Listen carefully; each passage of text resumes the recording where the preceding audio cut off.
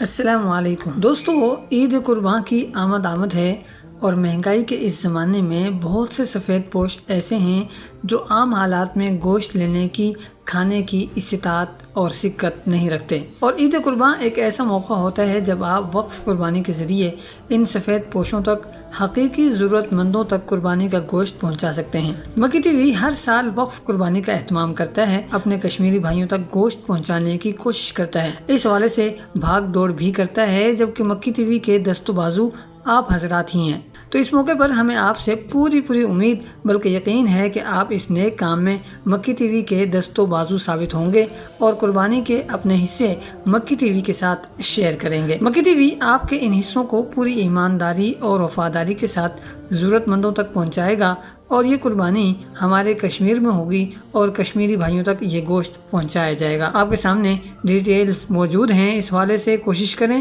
خود شامل ہوں، نہیں ہو سکتے تو دوسروں کو شامل کروائیں اور ہمارا ساتھ دیں۔ اور بات اگر کی جائے کوروش عثمان کی گزشتہ قسط کی، تو اگر صوفیہ کو حلیمہ کے ہاتھوں مروا دیا جاتا تو بہت ہی بہترین رہتا، لیکن صوفیہ کو بچا لیا گیا ہے اور حلیمہ کو زخمی کروا دیا گیا ہے، اور زخمی بھی ایسا کہ گویا اس کی جان کو خطرہ درپیش ہے۔ تو پہلی بات تو یہی ہے کہ حلیمہ کو فی الحال کچھ نہیں ہوگا اور وہ ٹھیک ٹھاک ہو جائے گی، اور یہ کردار فی الحال ایسا کردار ہے جو کہانی میں بہت اہم ہے، اور آنے والے واقعات میں یہ کردار زیادہ پھلتا پھولتا محسوس بھی ہو رہا ہے، تو اس لیے اس کردار کو کچھ نہیں ہوگا اور یہ ایک بار پھر ٹھیک ٹھاک ہو کر چلتا پھرتا نظر آئے گا۔ دوسری طرف آنے والی قسطوں کا جو سب سے اہم معاملہ ہے وہ ہے غدار کا معاملہ، اور گزشتہ قسط میں گلاڈیوس کے حملے کے بعد جب علاؤالدین نے یہ سوال اٹھایا کہ اسے ہماری گزرگاہ کے بارے میں کیسے پتہ چل گیا، تو غدار سردار نے فوراً موقع دیکھ کر یہ کہا کہ انہوں نے ہر جگہ اپنے جاسوس پھیلائے ہوئے ہوں گے،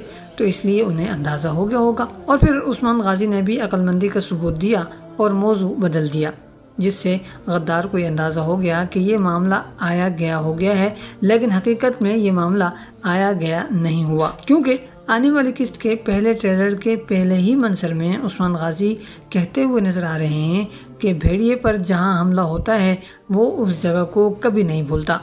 اور جواب میں طارق غازی بھی یہ کہتے ہوئے نظر آ رہے ہیں کہ اگر دشمن کو آپ کے کمزور پہلو کا علم ہو چکا ہے تو اس کا مطلب یہی ہے کہ وہ ہمارے دوست کا دوست بن چکا ہے۔ ان دونوں جملوں سے یہ بات واضح ہو جاتی ہے کہ یہاں یہ دونوں غدار کے بارے میں بات چیت کر رہے ہیں اور غدار کو پکڑنے کے حوالے سے بات چیت چل رہی ہے، اور اب یہ غدار زیادہ دیر بچ نہیں پائے گا،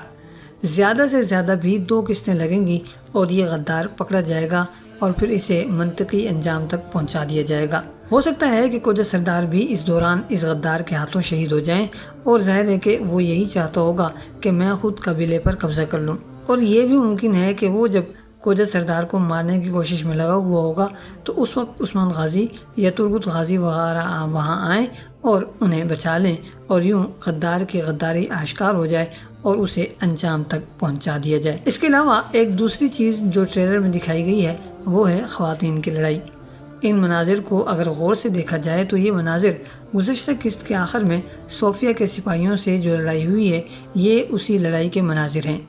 یا پھر یہ کہہ سکتے ہیں کہ آدھی لڑائی گزشتہ قسط میں دکھائی گئی ہے اور آدھی لڑائی جو ہے وہ اگلی قسط میں دکھائی جا رہی ہے، تو یہ اس کے مناظر ہیں۔ اس کے علاوہ ہم آپ کو لیک ہونے والی خبریں بھی دیتے چلتے ہیں، تو لیک ہونے والی خبروں کے مطابق آنے والی قسط میں یا پھر آنے والی قسطوں میں سوغوت کے مناظر بھی دکھائے جائیں گے،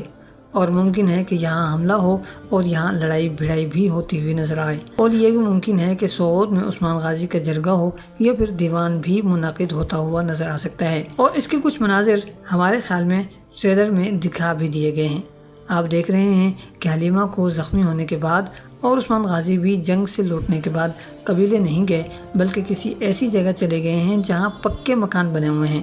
اور ہمارا خیال ہے کہ یہ سوغوت ہی ہے، اور آنے والی قسط میں یہاں ترگت بھی نظر آئے گا، اور ساتھ ہی ساتھ یہاں دیوان یا جرگہ بھی منعقد ہوتا ہوا نظر آئے گا،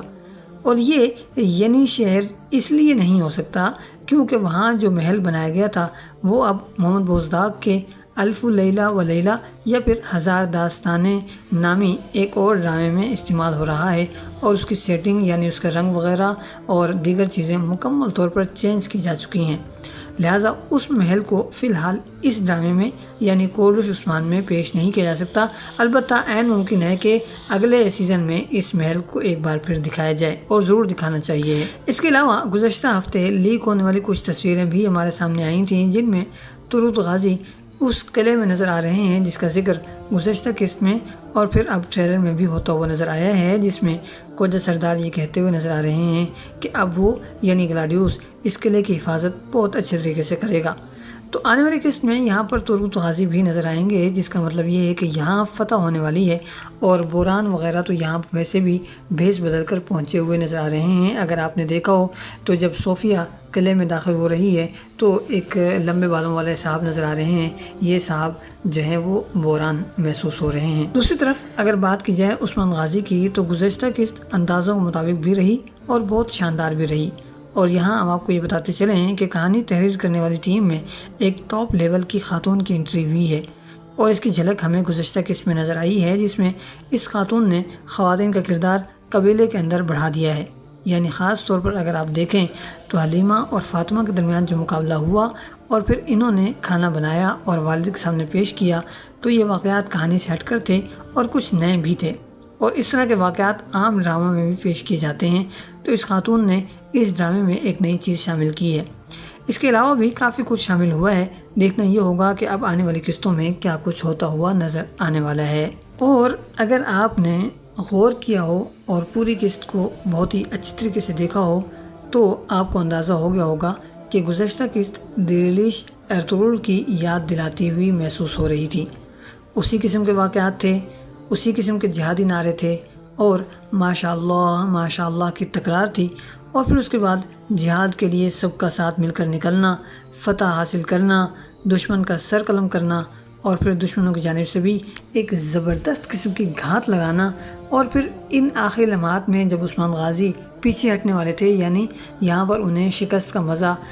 جو ہے وہ یہ چکھنے ہی والے تھے کہ اسی لمحے میں یعنی آخری لمحات میں تورط غازی کی مدد سے مدد آ جانا، اور اس سے بھی پہلے اگر ہم بات کریں پوری قسط کی تو اس سے بھی پہلے سفید داڑھی والوں سے ملاقات ہونا، اور ایسا محسوس ہونا کہ جیسے سفید داڑھی والے Pakistani field marshal general Asim Munir صاحب سے مخاطب ہوں اور انہیں کامیابیوں پر جہاں ایک طرف مبارکباد دے رہے ہوں، وہیں دوسری طرف آنے والے مشکل دنوں کے بارے میں خبردار بھی کر رہے ہوں، اور دشمن کے بارے میں بھی یہ بتا رہے ہوں کہ وہ تیاریاں کرنے میں لگا ہوا ہے، تو ہوشیار رہنا ہوگا، خبردار رہنا ہوگا، وغیرہ وغیرہ۔ تو یہ ایک شاندار قسط تھی جسے 2-3 بار بلکہ اس سے بھی زیادہ بار دیکھا جا سکتا ہے،